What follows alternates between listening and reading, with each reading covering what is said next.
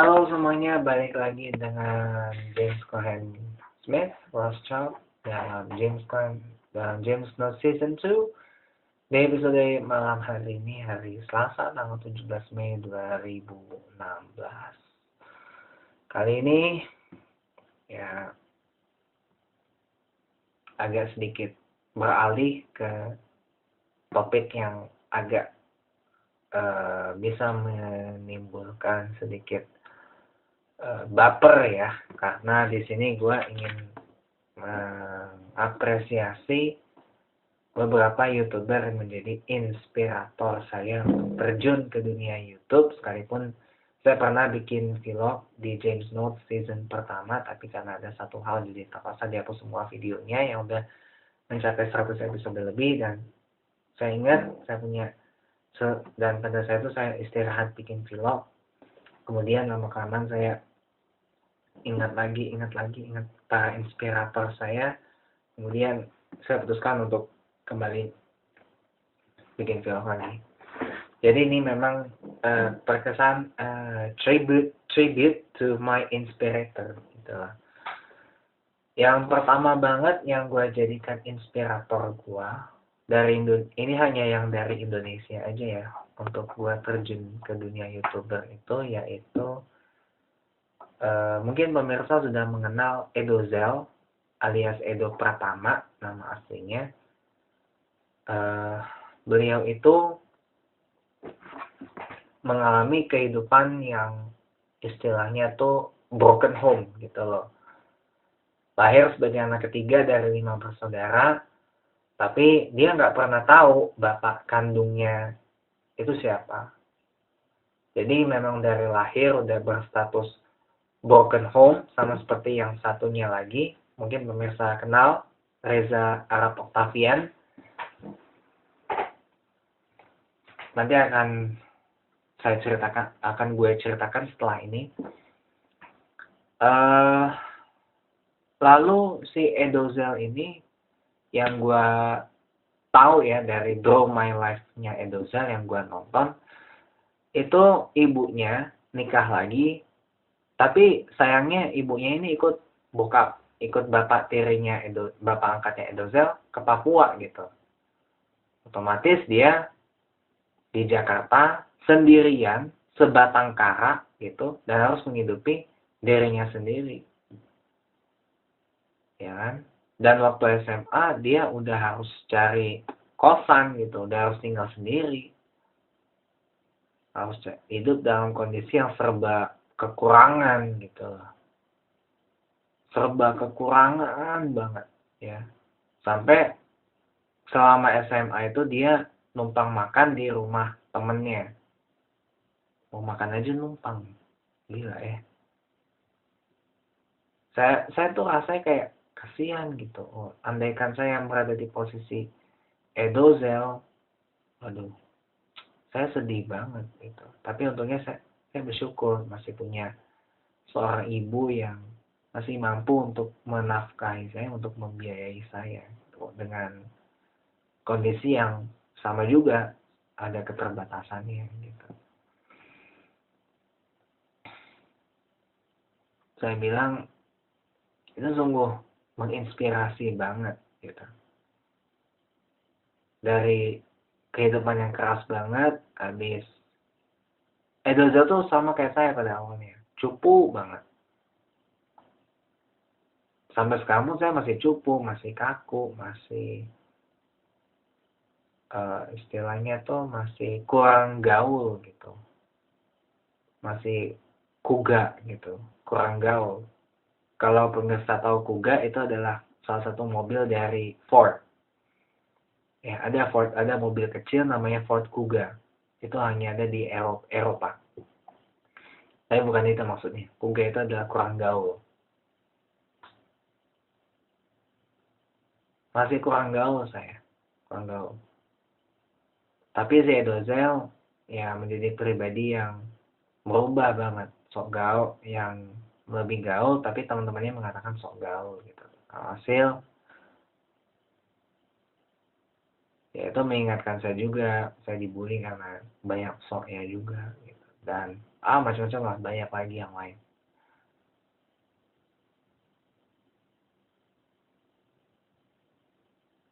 Banyak lagi lah yang lain.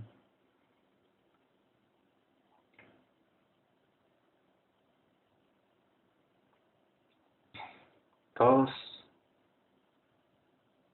si Edozel itu berawal banget masuk ke dunia YouTube itu setelah dia ini apa namanya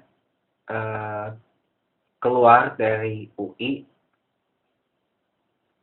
ya kan? Keluar dari UI, kalau saya nggak salah ya, ini nonton aja Draw My Life Edozel kalau mau. Fokus kerja ngajar apa namanya break dance sampai dia masuk ke London School of Public Relations, tempat banyak kawan-kawan saya di Halostar Indonesia itu kuliah, banyak yang di situ. Ada Trisa, ada banyak lah teman-teman saya yang dari Halostar Indonesia, banyak yang kuliah di sana gitu. Salah satunya mungkin yang sering pantengin Halostar Indonesia mungkin kenal namanya Trisa Widya atau dipanggilnya Isa gitu. Nah, dia kuliahnya di situ.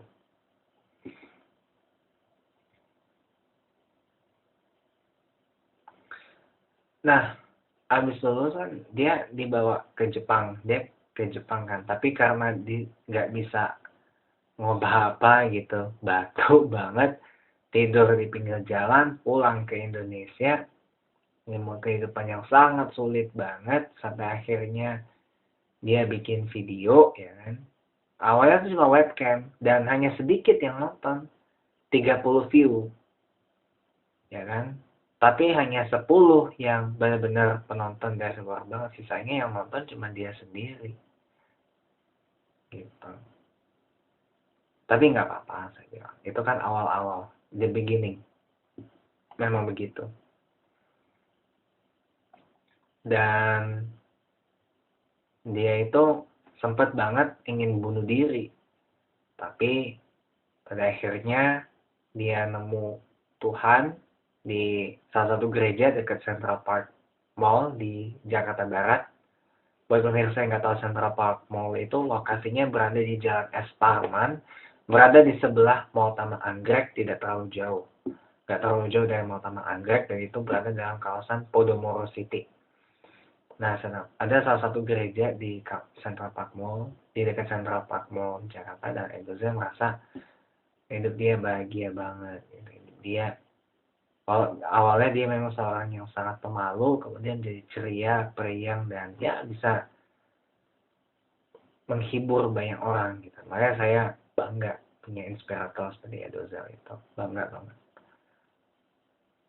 Yang kedua, inspiratornya adalah influencer saya yang ingin saya ini adalah Han Yura. Han Yura ini bukan orang Indonesia, dia orang Korea Selatan asli 100%. Umurnya 3 tahun lebih tua dari saya. Han Yura ini adalah anak pertama dari 2 bersaudara. Adiknya namanya Han Jongun kalau nggak salah namanya. Mungkin pemirsa bisa cek Instagramnya Han Yura di instagram.com/han_yoora Han Yura gitu. Nah, nanti bisa kenal dengan bapak. Ada foto bapak ibunya dan ada foto adiknya yang udah cakep banget. Si Han Yura ini juga sama gitu. Tapi beda dengan Edozel yang berlatar dari keluarga broken home. Han Yura ini berasal dari keluarga yang awalnya dalam kondisi keuangan yang baik gitu, dalam kondisi yang baik. Namun di Draw My Life-nya Han Yura ini saya benar-benar tersentuh banget, ternyata perusahaan yang dijalankan oleh bapaknya ini mengalami masalah keuangan. Otomatis kondisi keuangannya juga dinyatakan buruk ya, terbilang buruk ya, Sehingga ibunya yang tadinya seorang wanita karir, menikah, berhenti kerja, kemudian kerja lagi di mall sampai malam. Sehingga Hanyura dan adiknya ini tinggal di satu apartemen yang lebih kecil dari yang sebelumnya di Seoul, Korea Selatan, bersama dengan neneknya yang sudah berpulang ke sisi Tuhan tentunya. Yang kemungkinan sudah berpulang ke sisi Tuhan, tapi saya nggak tahu, mungkin pemirsa bisa tanya langsung ke Hanyura melalui Instagram atau Snapchat dari Hanyura dengan ID Tite Diosul, ya itu Snapchatnya Hanyura. Lihat aja di Instagramnya Hanyura atau email, ada emailnya, tanya aja neneknya kemana. Tapi kalau saya sih berkeyakinan neneknya sudah berpulang ke sisi Tuhan gitu. Hanyura itu TK sampai dengan SD, dia di Korea Selatan. Pas SMP ya, karena kondisi keuangan keluarganya juga kurang baik sebenarnya. Kemudian juga daripada pendidikannya biasa-biasa aja dan nggak bisa bahasa Inggris, Hanyura itu jadi lebih bagus dipindahin ke Indonesia. Ya, di keluarga ikut sama tantenya, tapi ibu sama adiknya ikut. Adiknya Hanyura ini pindah ke Indonesia dari TK, makanya bahasa Indonesia bagus, kata Hanyura. Sedangkan Hanyura baru pindah dari Korea Selatan ke Bali, Indonesia itu pas SMP. Lalu ini yang menjadi saya makin merasa agak iba gitu loh. Karena saya juga pernah di posisi ini, walaupun keadaan yang berbeda. Hanyura itu satu-satunya orang asing yang sekolah di sekolah biasa padahal. Bukan sekolah nasional plus, bukan, tapi sekolah reguler di Bali, SMP reguler di Bali, yang pelajarannya diantarkan pakai bahasa Indonesia, dan Hanyura tuh sama sekali nggak ngerti. Jadi dia hanya bisa grepek, nangis, karena nggak ngerti gitu. Bingung gitu, pemalu, bingung. Dan aslinya Hanyura tuh bukan seperti yang sekarang, bukan. Dulunya Hanyura bukan seperti yang sekarang, pemirsa lihat di YouTube, bukan. Hanyura itu dulunya tuh, dulu waktu SMP itu berubah banget kehidupan, dari yang ceria, dari yang cetar, dari yang istilahnya ojang kalau orang Korea ngomongnya. Pas SMP di Bali, awal-awal dia di Indonesia, benar-benar hancur. Jadi sedih, pemurung, penyendiri, seneng ngebekap diri di kamar, nangis gitu, ya kan?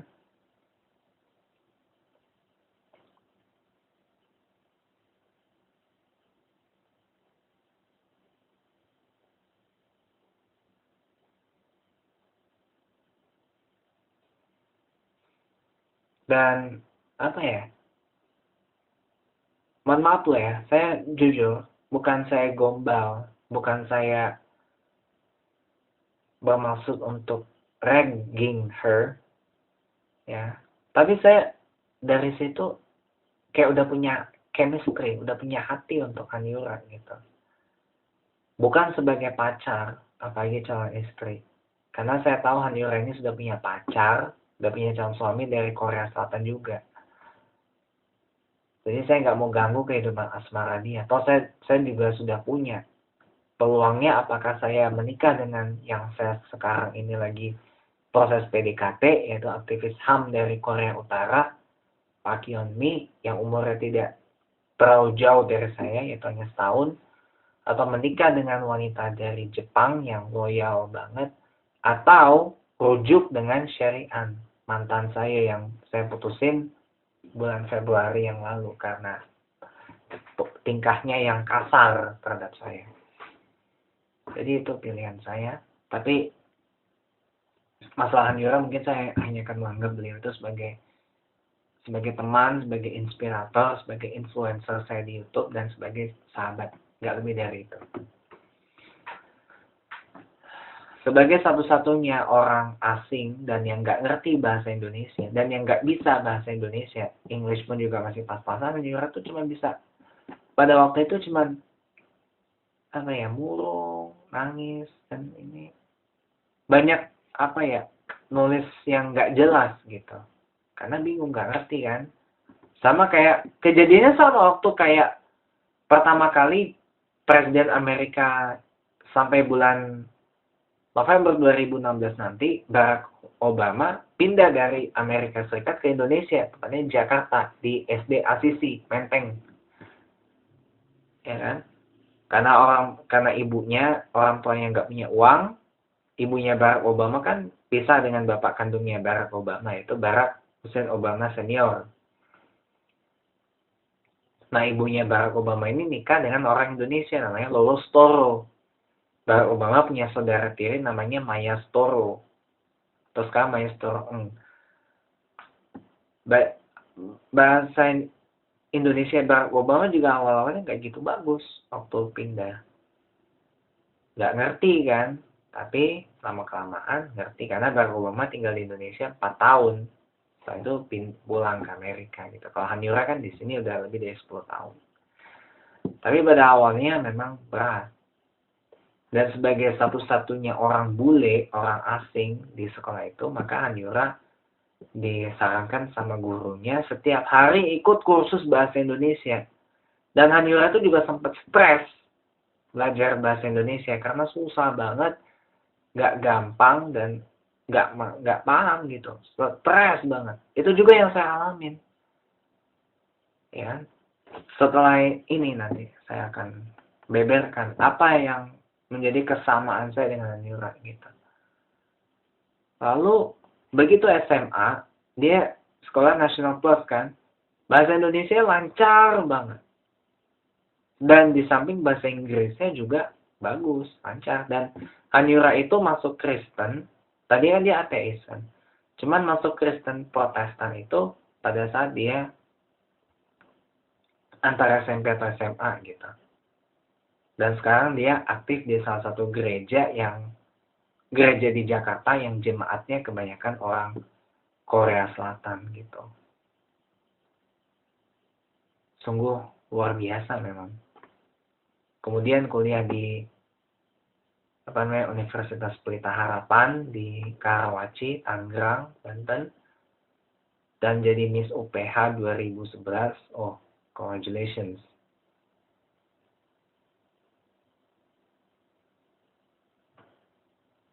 Dan kemudian sempat juga down pada saat itu karena nggak punya uang, jadi nggak banyak jalan-jalan, malam mingguan aja buru-buru kan. Nah,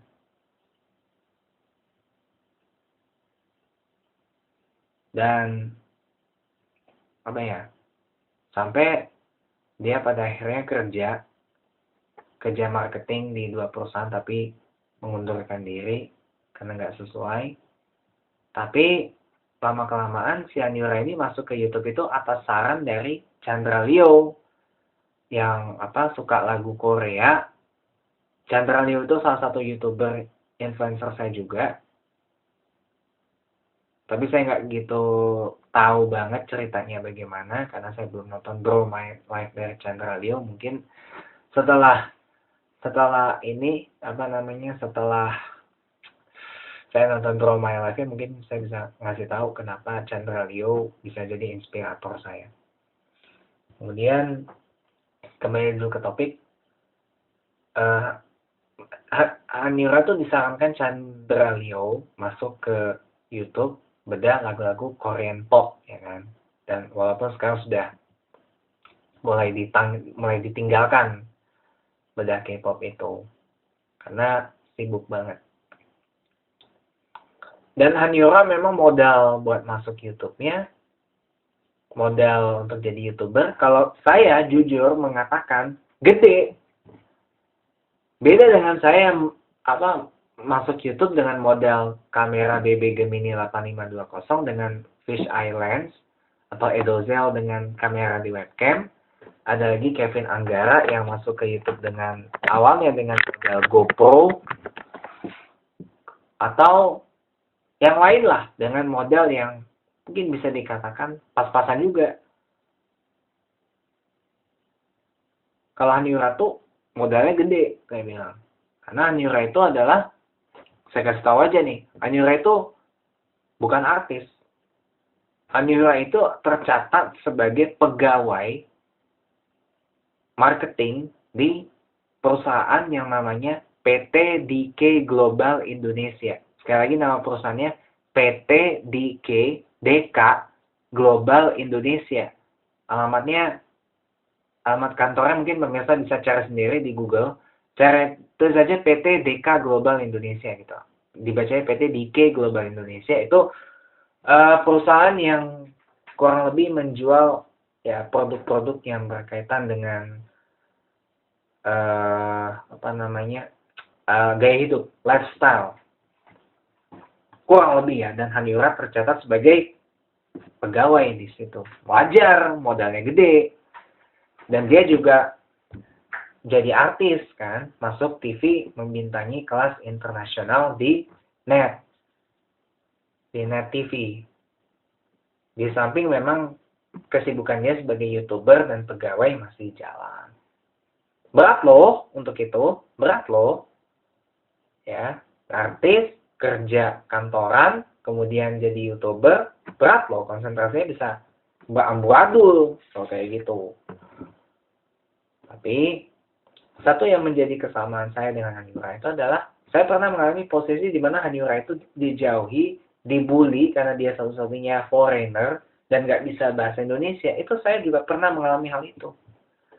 Tepatnya di satu situs web, media web live streaming, Click on You dan Halo Share Indonesia. Dulu saya pernah gabung di situ.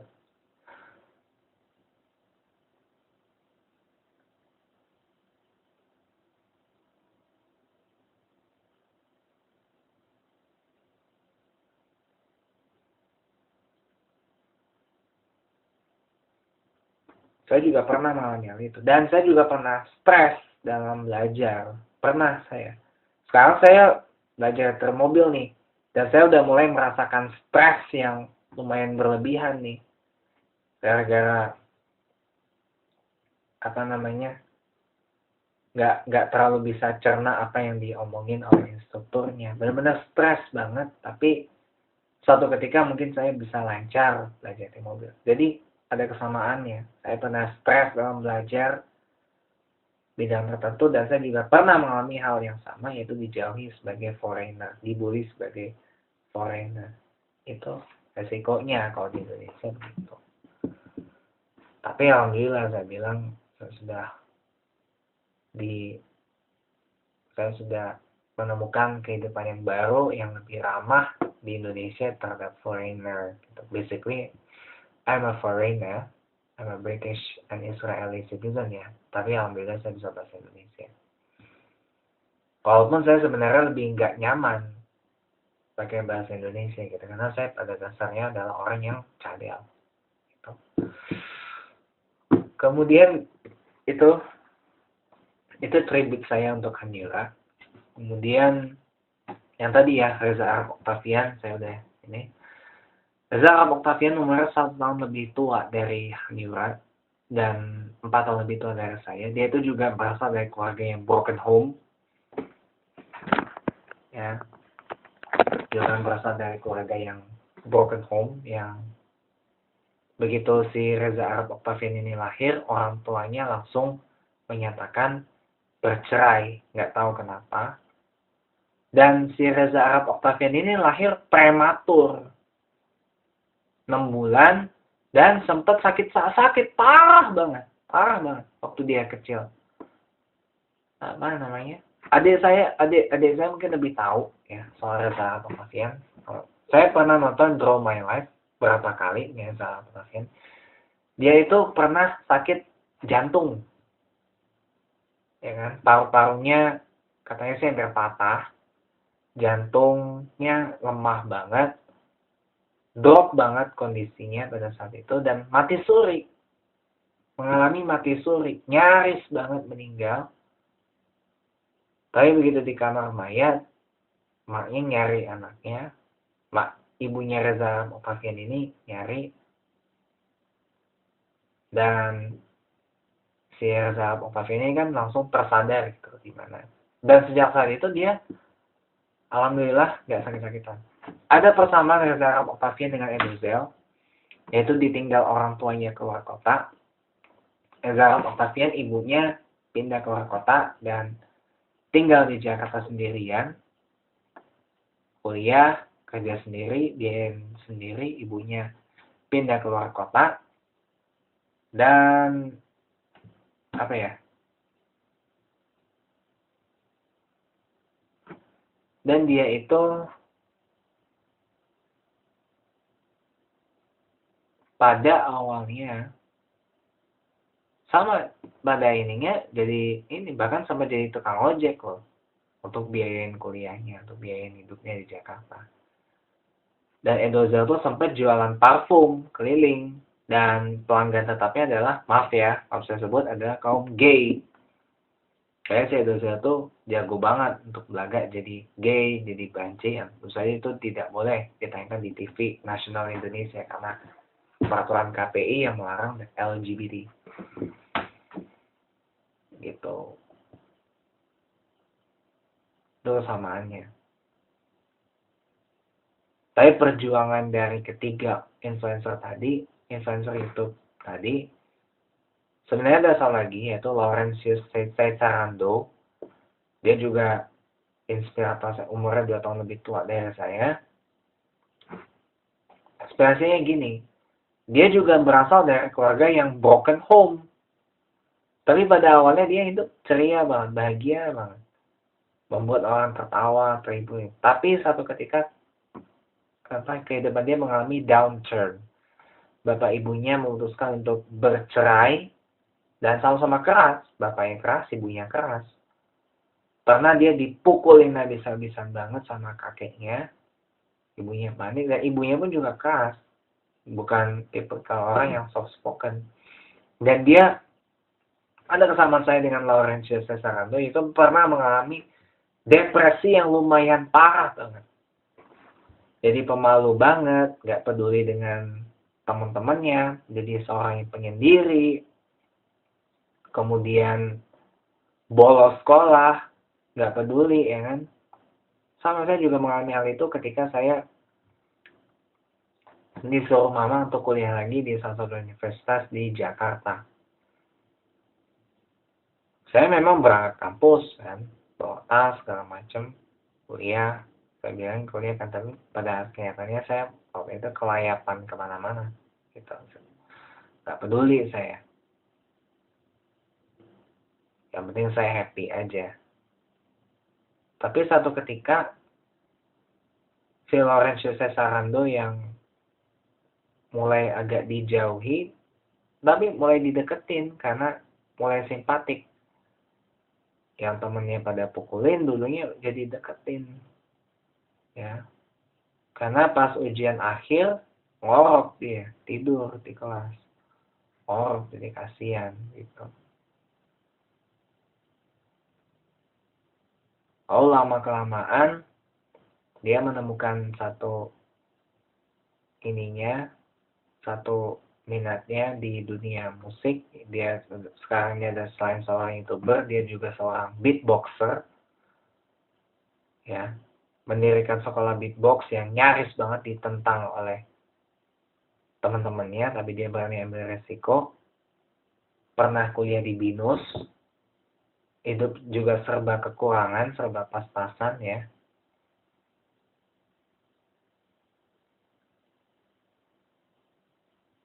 Dan awalnya dia juga malu banget terkena demam panggung waktu pertama kali ini. Kemudian dia tutup mata, bertemu dengan teman perempuannya, Meli namanya. Dia seorang penyanyi yang cukup bagus banget suaranya. Temennya si Laurentius Caesarando nawarin ikut beatbox. Dia nyanyi, Laurentius Caesarando ikut beatbox. Dia tutup mata karena saking nervous banget, dan dia dapat aplaus dan mulai banyak undangan untuk perform beatbox. Dan di situ saya belajar bahwa masa lalu itu nggak bisa dirubah, dan kita ditempa dengan banyak atau ditempa dengan kerasnya kehidupan ini, kita itu dibuat jadi pribadi yang tangguh, pribadi yang hebat, dan pribadi yang berani ambil resiko, dan pribadi yang nggak gampang menyerah. So, dari 4 nama YouTuber yang ada di Indonesia, kecuali Hanyura, dia adalah orang Korea Selatan yang tinggal di Indonesia, itu menjadi inspirator saya karena semuanya sama prinsipnya. Ditempa oleh kerasnya kehidupan untuk menjadi pribadi yang tangguh, kuat, hebat, berani ambil resiko, dan nggak gampang nyerah. Dan selalu semangat, selalu ceria sekalipun kondisinya lagi kurang baik. Itu yang menjadi alasan saya kenapa 4 nama tadi menjadi inspirator atau influencer saya di YouTube, yang mempengaruhi saya untuk masuk ke YouTube, sehingga saya benar-benar terpanggil banget untuk mengapresiasi mereka melalui video tribute yang saya buat ini.